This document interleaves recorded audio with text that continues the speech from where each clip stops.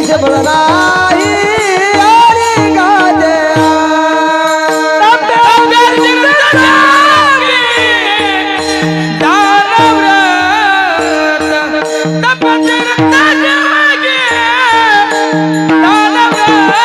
ऐसे बोलना ये अणिकाचे अंगी ऐसे बोलना ये अणिकाचे ऐसे बोलनाई यारी गाजे ऐसे बोलनाई यारी गाजे ऐसे बोलना ये अणिकाचे अंगी ऐसे बोलना ये अणिकाचे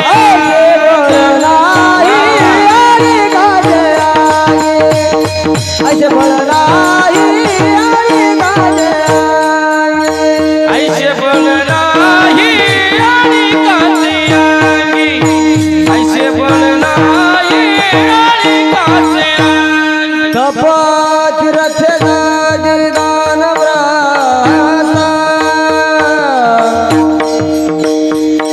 तपात रचना दान व्रता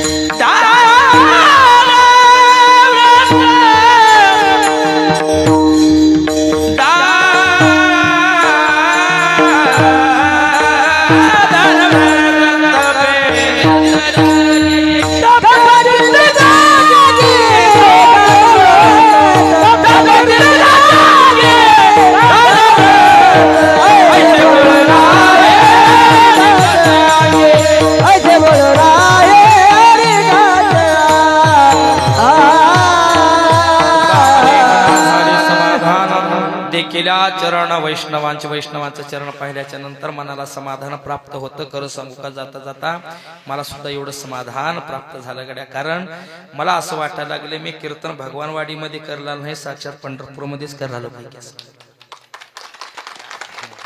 गोड एवढं आमचे धर्मगिरी महाराज करणारे, सतीश महाराज वाजवून गायला, असं संदीप महाराज, हे तुम्ही एक जण सुद्धा उठा हो. एवढे कीर्तनामध्ये 2-2.5 तास झालं बोलायला लागलोय.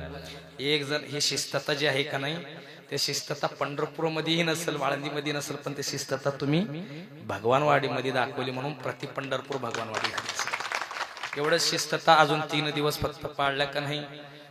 तुमचे हात जोडून विनंती आहे, फक्त आता 5वा दिवस आहे ना, 5वा 6वा 7वा 8वा 3 कीर्तन राहिले. 3 कीर्तनाकरिता सर्वांनी उपस्थित राहून आपलं जीवन परमार्थिकमय बनवून आपलं जीवन धन्य करून घ्यायचं आहे. एवढंच सांगून आपल्या जीवनातील पापाची तापाची निवृत्ती होण्याकरिता हरिदासाची भेट घेतलं पाहिजे. म्हणजे त्या हरिदासाचं भेट बहुअवघड आहे, संत भेट होत नाही ना, तरी काय करावं, जगद्गुरु तुकोबारायांची गात्याची भेट घ्या. पापाची निवृत्ती तापाची निवृत्ती होती. ज्ञानोबारायांची ज्ञानेश्वरीची ग्रंथाची तुम्ही दर्शन घ्या, वाचन करा, पारायण करा. तुम्हाला ते हरिदास भेटल्याशिवाय, तुमच्यामध्ये बळ दिल्याशिवाय राहणार नाही. अशी ही जी ताकद, ही जी हरिदास भेट आहे, असंच प्रयत्न ठेवून आपलं जीवन धन्यमय करून घ्यायचं आहे. किंबहुना तुमचे केले धर्म कीर्तन हे सिद्धी नेले, ते माझे जेवरले पायी कपट पायाच्या प्रसादे. काही बोलेलो विनोदे मज क्षमा करणे, संते नुहे अंगभूत युक्ती नुहे हा उपदेश. तुमचे बडबडिलो शेष तुमच्या कृपेचे पोसणे, जन्मोजन्मे तुकाम विठ्ठल.